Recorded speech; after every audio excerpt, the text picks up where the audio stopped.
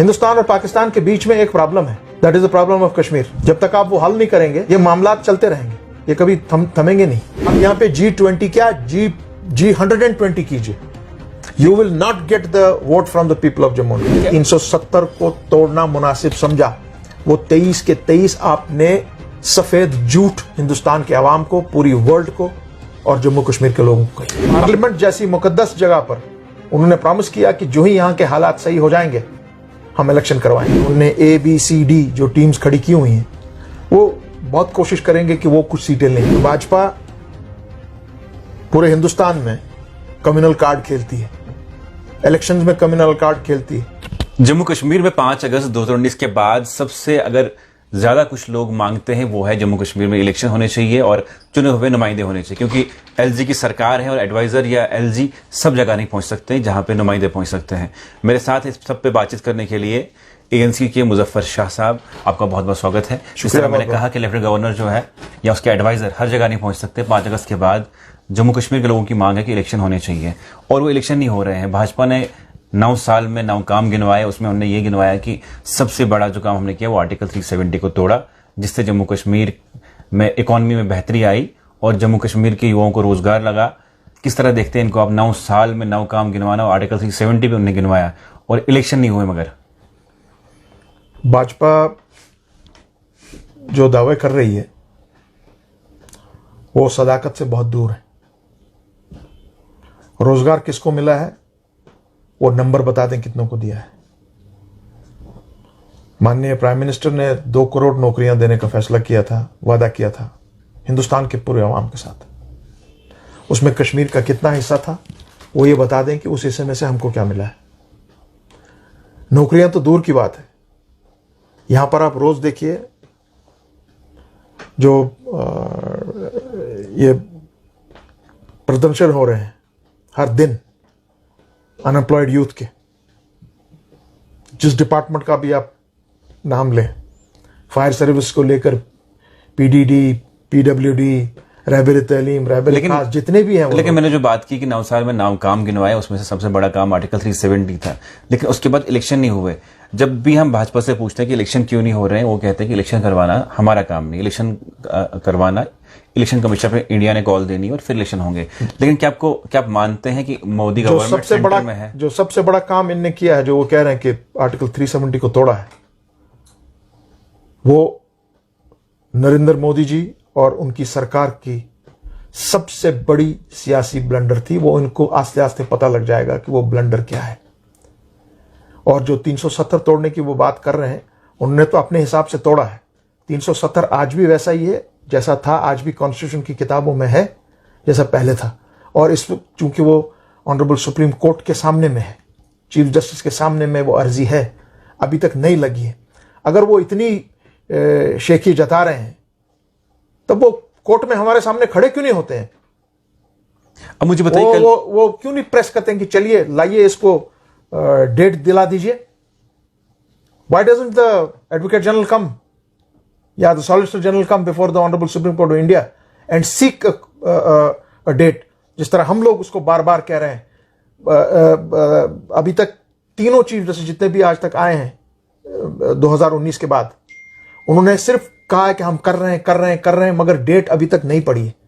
अब मुझे बताइए, और हम PhD में उसके सामने में लगे हुए हैं कि वो डेट लगे, आए उस दिन सामने, सारी दुनिया देखे कि 370 क्या था। आपने बात की PhD की। मुझे बताइए कि कल को इलेक्शन होते हैं, आपकी क्या टॉप जो रहेंगी प्रायोरिटीज की? क्या आप 370 वापस चाहते हैं इलेक्शन से पहले और रियासत का दर्जा, या आप उसके बिना भी इलेक्शन में हिस्सा बनेंगे? देखिए, जहां तक 370 का मामला है और इलेक्शंस का मामला है, दीज आर 2 डिफरेंट मैटर्स। जो हमारा मानना है 370 इज नॉन नेगोशिएबल। कल मैं बता रहा हूं आपको, वो चाहे वो आज बोले, कल बोले, परसों बोले, तरसों बोले, वो तो वापस आना ही आना है, उसमें कोई दो राय नहीं है। क्या आप चाहते हैं कि जम्मू कश्मीर में, जहां तक इलेक्शन का ताल्लुक है, अगर आप कहते हैं कि यहां पे G20 हुआ है, सब कोई चीज यहां पे नॉर्मल है, यहां पर भाजपा की सरकार ने दूध और शहद की नदियां हमारे सड़कों पे बहा रहे हैं, वो इस वक्त हमारे छत वो सोने से लद रहे हैं, तो अगर ऐसा है फिर इलेक्शन करने में क्या देरी है? भाजपा हमारे दोस्तों के पास, उनके पास हिम्मत नहीं है आज की तारीख में जम्मू कश्मीर में सरकार या क्या कहते हैं इलेक्शन करवाने की, कि उनको मालूम है उनको लखनपुर से बाहर भेज दिया जाएगा। मेरा ही मानना था कि अगर कैलकुलेशन होते हैं, अगर जैसे आप बोल रहे हैं कि जम्मू कश्मीर में रियासत का दर्जा और 370 वगैरह वापस, चलो 370 तो अदालत में है, क्या आप चाहते हैं कि इलेक्शन से पहले रियासत का दर्जा बहाल होना चाहिए? होना तो चाहिए, अगर नहीं हुआ तभी इलेक्शन आप क्योंकि माननीय हमारे ऑनरेबल होम मिनिस्टर ने पार्लियामेंट में, ये कहीं और जगह नहीं, पार्लियामेंट जैसी मुकद्दस जगह पर उन्होंने प्रॉमिस किया कि जो ही यहां के हालात सही हो जाएंगे हम इलेक्शन करवाएंगे। आज तो 2019 और आज 5 साल तो हो गए। Where are the election? तो क्या आपको लगता है कि अभी तक जो बातें की गई थी 5 अगस्त के दिन पार्लियामेंट से, ये कहा गया था कि रियासत का दर्जा बहाल करेंगे, जम्मू कश्मीर इलेक्शन करवाएंगे, क्या आपको लगता है कि अभी तक रियासत का दर्जा क्यों नहीं मिला? इलेक्शंस क्यों नहीं हुए? भाई साहब, उन्होंने, मुझे बाज़ाब्ता याद है क्योंकि हम लोग उस वक्त अंडर हाउस अरेस्ट थे और पार्लियामेंट में हमने पूरी तकारीर इनकी सुनी, होम मिनिस्टर की, उसके बाद प्राइम मिनिस्टर की।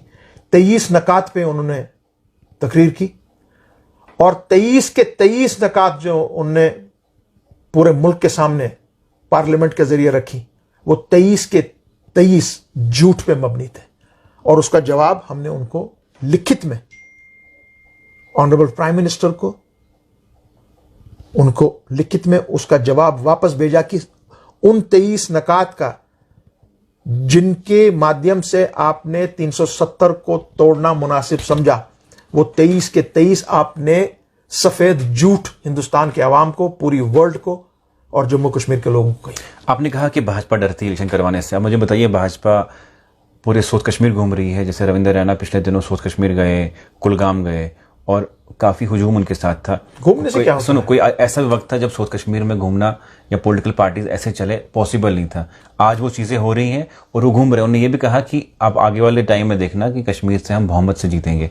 बिल्कुल उसी तरह जिस तरह कर्नाटक में वो कह रहे थे हम बहुमत से जीतेंगे और उनको वहां पे मुंह की खानी पड़ी।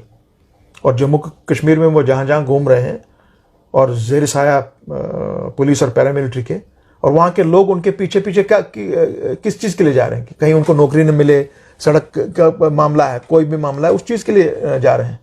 मगर जो आपने यहाँ के अवाम की पगड़ी उछाली 5 अगस्त 2019 को, वो नहीं भूलेंगे। वो आपको वोट नहीं देंगे।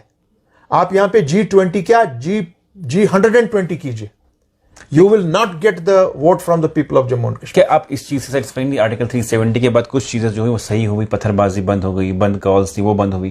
क्या इससे इत्तेफाक रखते हैं आपके आर्टिकल 370 के बाद जो ये 2 चीजें हुई, ये मेन थी जो कश्मीर को, इकोनॉमी को बहुत हिट कर? इनसे पूछिए पहले, क्या इससे इत्तेफाक रखते हैं? नहीं, आप इनसे, क्योंकि आपकी चैनल बहुत ही एक पॉपुलर एक पोर्टल है, प्लीज आस्क दिस क्वेश्चन, कितने बच्चे, कितने लोग आज की तारीख में यहां और हमारे मुल्क की जेलों में? They are in thousands and without trial. और यह भी पूछिए साथ में, नहीं, जो मैंने आपको सवाल पूछा उसका क्या जवाब? मैंने दिया आपको जवाब। इत्तेफाक रखते हैं इससे आप? मैं बोल रहा हूं आपको, जो बंद कॉल्स वगैरह थी जी मैं बता रहा हूं आपको, उनको बोलिए। वो तो आपको बोलते हैं कि इनको बताइए कि 87 के बाद जो कत्लोगार्द यहाँ पे हुई, जो काम इनने किए वो होने नहीं थे, गन कल्चर आना नहीं था। इनकी एमसी की फैमिली, इन्हीं की फैमिली जो है ये रिस्पॉन्सिबल है 87 करवाया, जिससे सही सलाहुद्दीन ने भी बंदूक उठाई। जी नहीं, वो दैट्स टोटली रॉन्ग। मैं उस चीज से इत्तेफाक नहीं करता हूं कि जी फैमिलीज की वजह से यहां पे ये हुआ। Absolutely wrong. हिंदुस्तान और पाकिस्तान के बीच में एक प्रॉब्लम है, that is the problem of Kashmir. जब तक आप वो हल नहीं करेंगे ये मामलात चलते रहेंगे, ये कभी थमेंगे नहीं। आज की तारीख में भी उनसे ये भी सवाल कीजिए, फिर अनआइडेंटिफाइड गनमैन है हमारे पास आज यहां पे 9 लाख से ज्यादा paramilitary forces on the ground है। चलिए मानिए जी उस वक्त आप कह रहे हैं कि ये सब फेलियर हुआ तब की सरकारों के थ्रू, हालांकि उस वक्त हमारी खुसूसन सरकार नहीं थी, क्योंकि नेशनल कॉन्फ्रेंस के 2 भाग हुए थे 1984 में। मगर being a part of the whole system, मैं इतना ही उनसे कह सकता हूं कि तब मेरे पास इतनी पैरामिलिट्री और इतनी पुलिस और क्या कहते हैं फौज अवेलेबल नहीं थी। उसके बावजूद मैं आज उनसे ये काउंटर क्वेश्चन करता हूं कि why have you not succeeded in identifying the unidentified gunman, जो एक हिंदू को भी मार रहा है, मुसलमानों को भी मार रहा है, सिख को भी मार रहा है, कश्मीरी पंडित को भी मार रहा है। इतनी फौज, इतनी पैरामिलिट्री की क्या, मुझे क्या जरूरत है इसकी? एक आखिरी सवाल ये है कि ये र्यूमर्स थे, स्पेकुलेशन थी कि भाजपा और एनसी आगे जब इलेक्शन होंगे उसमें सरकार बनाएगी। वो आज उमर साहब ने बोला कि हम कभी नहीं बना सकते। जैसे अभी इलेक्शन होंगे उसके बाद कोई भी जो पॉलिटिकल पार्टी है शायद मेजॉरिटी ऑफ सीट नहीं ले सकती है, फ्रैक्चर सरकार बन सकती है। अगर कल को कोई political party Kashmir based political party Bhajpa से हाथ मिलाती है, उस पार्टी को क्या मानते हैं आप सरकार बनाने में?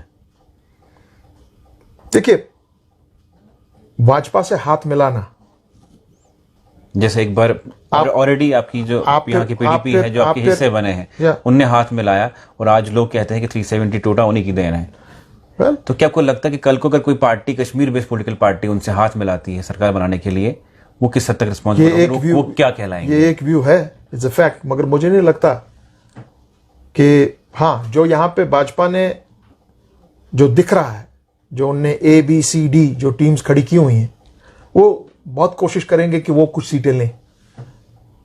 और आपकी चैनल के माध्यम से मैं उनको यही कहूंगा, जो भी लोग चाहे जम्मू से हैं चाहे कश्मीर से हैं, जो उनको वोट करेंगे, उनको यह भी ध्यान में रखना चाहिए ये वोट कम्युनल फोर्स को जा रहा है। क्योंकि भाजपा पूरे हिंदुस्तान में कम्युनल कार्ड खेलती है, इलेक्शंस में कम्युनल कार्ड खेलती है। हिंदू मुस्लिम, मंदिर मस्जिद, आप खाओगे क्या, पियोगे क्या, हिजाब, लिंचिंग, बदकिस्मती से ये इनका काम है, only for vote bank politics. Azad की पार्टी लॉन्च हुई और अब आज़ाद के जितने भी वर्कर्स हैं या लीडर्स वो कहते हैं कि आज़ाद ही फ्यूचर है जम्मू कश्मीर का। क्या आपको लगता है कि अगर कल गुलाम आज़ाद सीएम की पोस्ट संभालते हैं कि जैसे उन पे एलिगेशंस लगे कि वो भी centre sponsored political party launch हुई वहां पे, क्या उसको भी कोई साजिश मानते हैं आप? मैं आपको इसका एक ही जवाब आपकी चैनल के थ्रू सब जमातों को दूंगा, उसमें हमारे आज़ाद साहब भी हैं, उनकी जमात है, बाकी लोगों की जमात है। ये पब्लिक पे छोड़िए, public is the ultimate decider. जो उन पे एलिगेशन लगे, आपको लगता है कि वो भी बैक एंड से स्पॉन्सर्ड है? बोलते हैं इस तरह। आपका क्या मानना है? आप एक मैं उनको अच्छी तरह से जानता हूं, और आज से नहीं, जब से ANC का, उस वक्त वो NCK थी, जब NCK की और कांग्रेस की कोलिशन थी। आई नो आजाद साहब from then and even before that. हमारी फैमिली के बहुत ही करीब तरीन मरासिम रह चुके हैं, उनके वालिद के टाइम के, मेरे वालिद के टाइम के, and I hold him in very high esteem. मैं इतना ही कहूंगा कि आवर जॉब, आजाद साहब से आपकी चैनल के थ्रू हमारा काम यह होगा कि हम बीजेपी को जम्मू कश्मीर से और बिलखुसूस 2024 में मरकजी पॉलिटिक्स से खैराबाद करते हैं। चलिए, बहुत बहुत शुक्रिया। मेरे साथ है अवामी नेशनल कॉन्फ्रेंस से मुजफ्फर शाह साहब, जो कश्मीर की हिस्ट्री को जानते हैं अच्छे से, और जिस तरह बहुत सारे सवाल थे जम्मू कश्मीर के इलेक्शंस को लेकर, और जम्मू कश्मीर में अचानक से 370 के बाद पॉलिटिकल पार्टियों का बनना, उस पर क्या कुछ कहना था, आपकी क्या कुछ सोच विचार है, जरूर